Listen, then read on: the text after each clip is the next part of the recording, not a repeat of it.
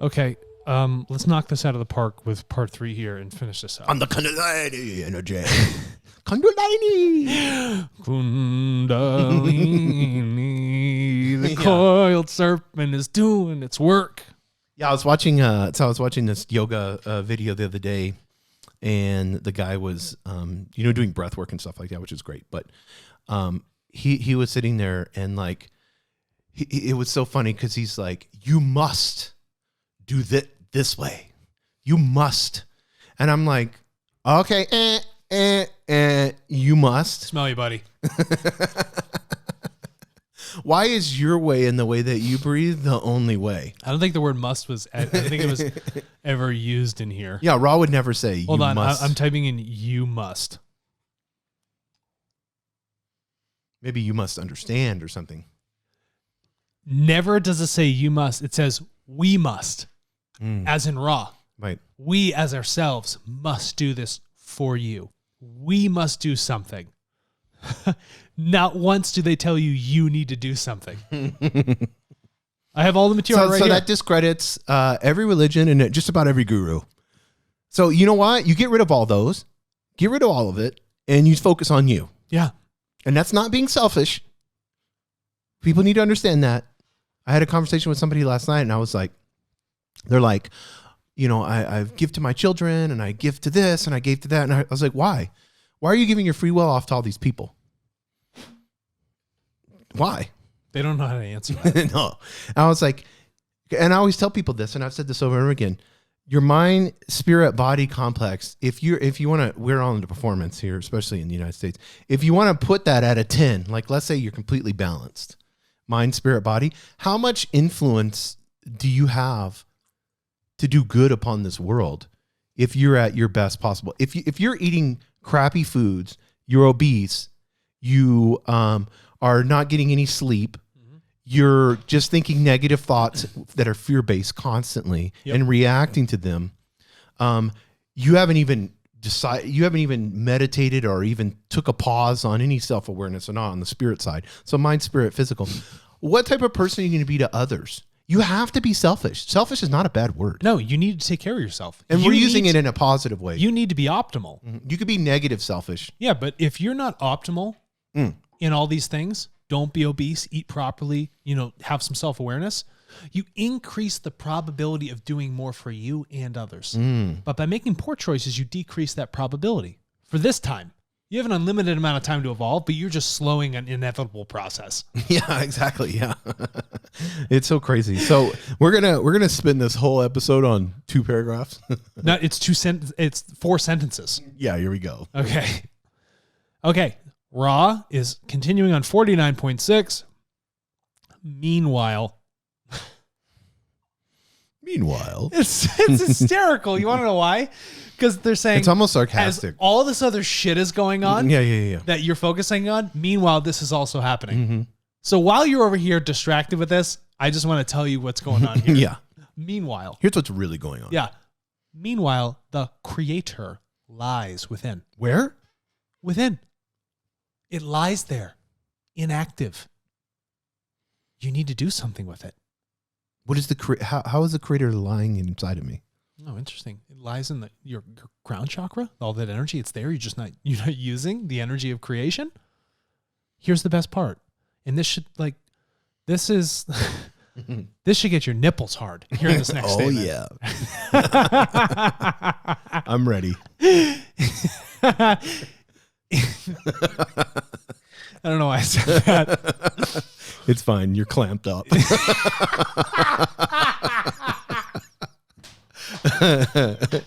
You started it. I'm going to finish it. I'm done. That's funny. Okay.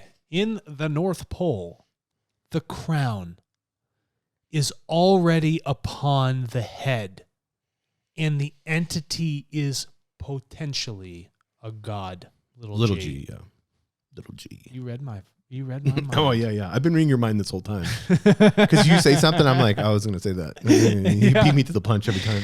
Oh, man. In the North Pole, the crown is already upon the head. It's there. It's not Santa Claus. I thought about that too. I was going to say it in my last comment. Okay. I'm gonna have to repeat this. He is kind of like a god, though. He gives, Yes. and Yes, people yes. have made him that way. He's a saint. Yeah, coming out of the North Pole, giving all the time. Okay, so in the North Pole, the crown is already upon the head, and the entity is potentially a god. It's there. It lies there, waiting for an activation through your choice. If you want to become a god, a Yahweh, a king or queen of wisdom, an Isvich, I just gave you just about every fucking word around to describe that, okay? If you want to be that god, you need to get that ball rolling. You need to No pun intended. Yeah, you need to The energy ball. Dragon Ball Z. You need to activate, okay? You need to potentiate. You need to create that tension, that understanding. You need to go through the steps of observing, experience, balancing, accepting, and seeding, and then moving that seeding from the red root through the crown. This energy is brought into being by the humble, keyword, lose the fucking ego for a second, all right? Realize that you're just here in this experience, living it. That's all. Don't get crazy. The energy is brought into being by the humble and trusting acceptance of this energy. The energy's there. So you might as well just trust in its pervasiveness that has been around in all the timeless nature of what it means to be that energy of creation. All right?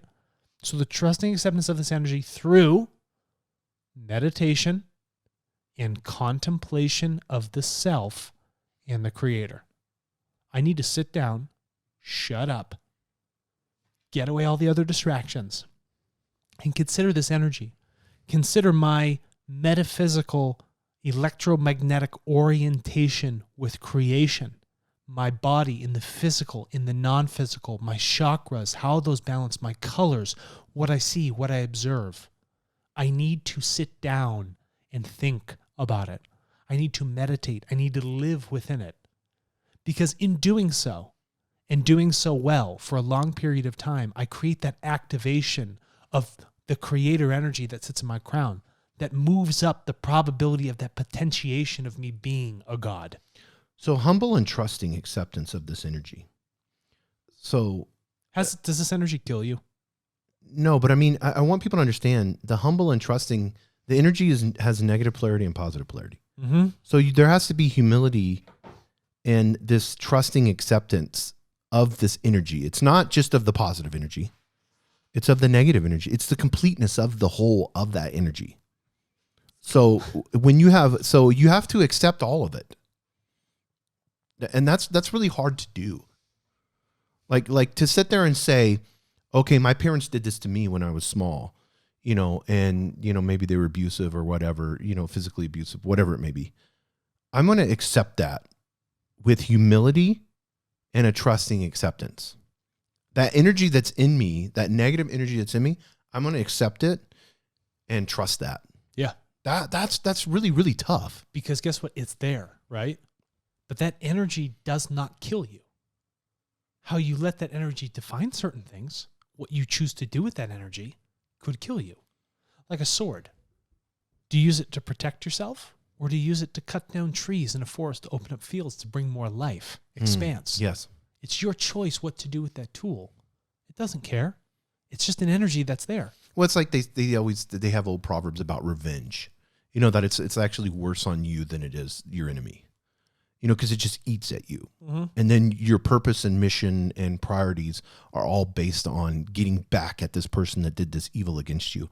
It's the same thing whenever you're looking at, whenever you can't accept the bad, what you perceive as bad to be done to you. And then pride, this is very important because they use the word humble. Mm-hmm. So opposite of that would be, we could say in our English language, we could say the opposite of humble is pride. So pride is like an egoic type thing, but also pride, you see a lot of pride in victims. Yes. And you're like, well, what do you mean, Jason? So let me explain this. Humble, not arrogant or prideful. Yeah, it's very, very simple. So whenever you see pride also perceives itself as ignorance. Mm-hmm. People that are very ignorant are very prideful. And then they make these statements, these victim statements based off of. So whenever, here's what I'm thinking. and tell me if I'm wrong. I have all this creative energy that could be flowing in me, right? I have the creator within. And this energy could be coming out, spiraling like this, all over my body. Could be like this. It's all blocked because I don't have this humble and trusting acceptance of the energy. You're not letting it flow. Yeah, I'm blocking. It's a big dam, big concrete dam. That's exactly what my thought was. Yeah. So there's this humble and trusting acceptance of this energy. All that energy, that water that's behind it. It's building up pressure. Yeah, it's building up pressure. Not the tension that he was talking about earlier. This is a pressure that you've created through your pride and ignorance. Because you're not willing to accept the conditions. Yeah. Because it's the condition of the experience that you had. Nailed it. And you've blocked the flow. It cannot move all the way up to where it wants to go. You've inhibited that with this pride. You lack the deference, the respect, this humble respect for this thing that is actually giving you life. Yes. Consider that. Consider that part of your experience. The ego washes away. You find out how to properly control it by having this humble acceptance and understanding of what is. It just is. Yeah. Right? And total acceptance of that. So he uses the word through meditation and contemplation. Can you tell people what the word contemplation means? Contemplation is a focused thought on one specific thing. I'm going to stop and think. I want to contemplate. Like 100% focus. Ruminate. What is it? Okay, you're going to ask, what is my name? What is my name? I have to think about this. My name is Alexander. What does it mean to be Alexander? You need to contemplate, think about all of those aspects that deal with that one thing. Meditation is a function of contemplation mixed with the action of sitting there with having that focus, but in a very specialized manner, using it as a tool. Contemplation is an act of thought. Meditation is an enhancement above it. Okay? So he says meditation and contemplation of the self and of the creator. So let's look at these two aspects, self and creator. It's not one or the other. It's both. Yeah. So self, let's go with self. Mm-hmm. So you mean I'm supposed to just think about myself all the time? Yeah. That's a great answer. Yeah. That's why I want to get into, because people are like, well, that's selfish. No, it's not. It's self-awareness. You need to, when I say think about myself, it doesn't mean just not in an egoic way. Not Like, in an I'm egoic so way. beautiful, or I'm so. No, consider. Recognize your actions. Review things. Look at the errors. Look at the learning. That's thinking of the self. And then you got to think of that self, that relationship of your microcosm to the macrocosm, which is the creator, which is that intelligent infinity. It's that energy that resides for all time. It's completely timeless. So when you look at self, so self is controlled by time and space. And then you look at this infinite creation. Yes. So, which is not controlled by any physical laws. So we have this pairing. It defines the laws. Yeah. So we have this pairing of this meditation and contemplation of these two. So one seems like it's bound by law. The other is boundless. Bound and balance. Oh, well, you struck perfect balance. Yes. That's where I'm getting at. Yeah. Yeah. You're nailing it. That's exactly what it is. And that carries us into this next sentence here then. Where these energies meet, and you're talking about this meeting, okay? Where these energies meet is where the serpent will have achieved its height. It's only being used as a metaphor, everybody. Do not sink your teeth into it, your fangs. No pun intended. Don't sink your fangs into it. Where these energies meet is where the serpent will have achieved its height. That's where the coil has uncoiled to a maximum. Through the top, it's met up at the crown. Up at the peak, the zeal, the top of the pyramid, whatever you want to call it, it's here. The chief cornerstone. Every one of these things is a metaphor for the same. When this uncoiled energy approaches universal love, when it gets to here, the heart chakra. It's uncoiled, so it's at its height. Yeah, it's moving in height. And radiant being, okay, universal love and radiant being. There's just so much understanding. It's just exuding light, warmth. When it gets to that point through that uncoiling, the entity is in a state. And I want to define state here.